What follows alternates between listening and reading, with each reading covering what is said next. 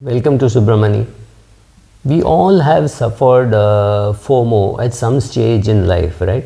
So, whether you are a 17-year-old boy or girl being asked to smoke or try some other experiments with your body, piercing, tattooing, any of those things, we all been victims of that, saying, no, my parents will not allow, or things like that, and you yourself felt rotten not being able to do things which some other friends could do, and well, you've cried about it, you have whatever you have done.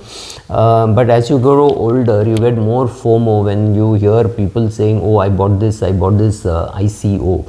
What is that? Initial coin offering. I bought this NFT, non-fungible tokens, which allows you to hold assets digitally, right? So many of these words which are new, and it is all being sold to you by the popular Indian film stars. Shah Rukh Khan is selling you a cryptocurrency, or doing something like that, right? So, well, he is same guy who sold you Byju's. But remember, these guys do hundreds of products, they do hundreds of films.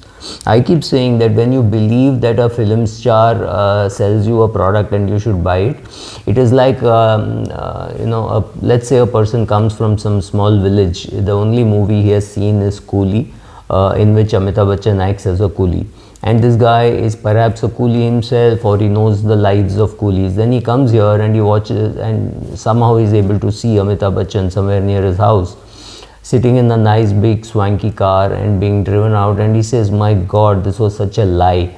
No coolie lives this life. You have to understand that for that movie, Amitabh Bachchan wore the dress of a coolie. It does not make him a coolie. End of it, he got paid for doing the movie. He went home, and then he did another movie. In one movie he was a murderer, in one movie he was a priest, in one movie, right? So it keeps changing about what he does.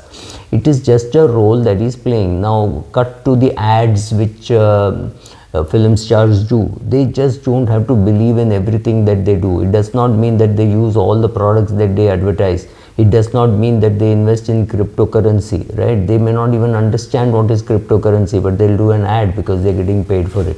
I'm not getting into whether it is right or wrong, but I'm just getting into saying that don't be hit by FOMO, saying, oh, this actor is doing, that actress is doing. They all do it. They do it as a job, right? So you follow them on some social media handle on Instagram or somewhere, and they say, oh, I use this toothpaste, I use this lipstick, I use this cream, whatever, hair dye, whatever. So you have to understand that these are ads. You don't have to get carried away by. So FOMO has this problem of, you think, oh, everybody seems to be doing it. 10 crore Indians have something in bitcoins.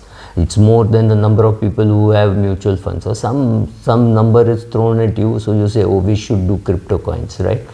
Not that you understand, but because everybody is doing it, you want to do it. Because everybody tells you that they made money in Asian Paints, you want to buy Asian Paints.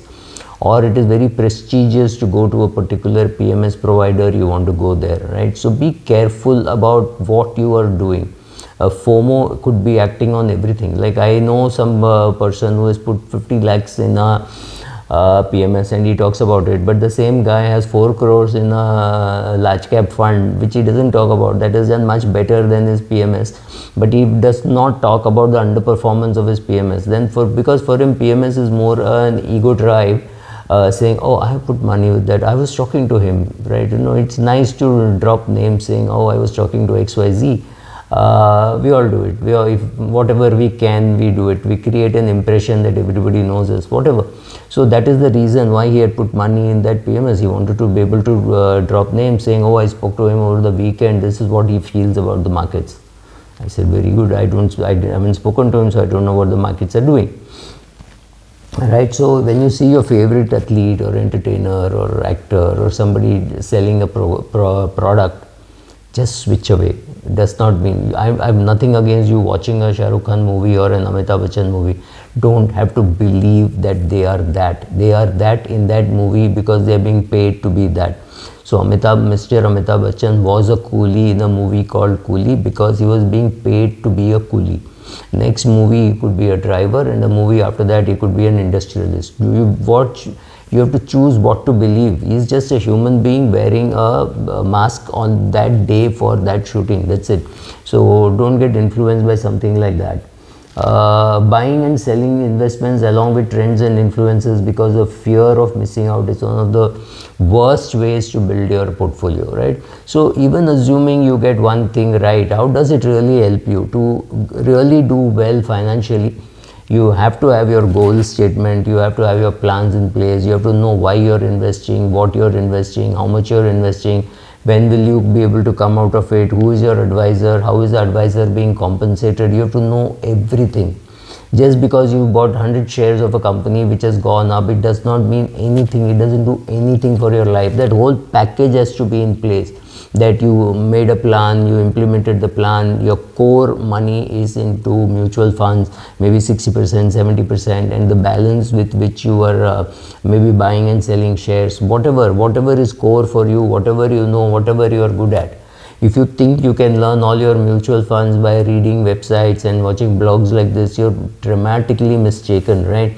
Because this is generic advice. Generic advice is like saying, oh, peanut is good for good source of protein.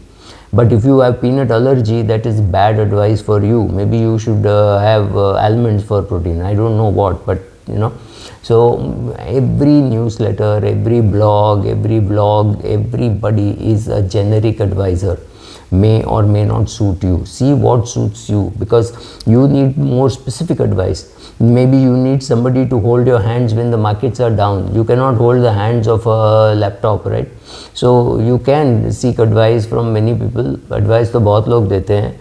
You have to choose आप किससे लेते हो, right? So many of them are just execution platform. So I use HDFC Securities, I use ICICI Securities as execution platforms. These are not places where I go for advice. For advice, I go somewhere else, right? So I get advice and I implement this. I get compensated. I pay compensation to a broker for execution, and I pay compensation to an advisor for advice. So these are completely different things. You have to understand that each role. Understand who is pushing you to do certain things, whether a newsletter is pushing you, whether a newsletter is a source of reaching you and then pushing you. Find out all that, and then you realize, oh, this is FOMO, because many people are being pushed into a PMS, many people are maybe being pushed into an AIF. Just see what is happening, and then be calm about it. If I give you an idea that it's a great investment and I give you this idea on a Sunday, then don't act till Thursday. Wait for the effect to go away, saying, oh my God, I think this is great. Don't invest without doing enough of your own research. It's okay to depend on other people's research after you know whom to depend on. Right now, if I need to do some research in a particular company, I just pick up the phone and find out who are the analysts who are working on it, and I try to speak to one or two of them. Right, so I can get a view, but I also know that I'll get a biased view because they have a long-term interest in that particular script, especially if they belong to a brokerage house, and I know what position they have and what are the research reports they have put out. Once you know all this, speaking to an analyst makes sense. Otherwise, you're going to get the analyst biased view. So be careful about all these things. The best way to avoid FOMO is when you're hit by FOMO, just ignore it for 3 days, 2 days, right? Then you will realize that it was just a passing phase and didn't really matter.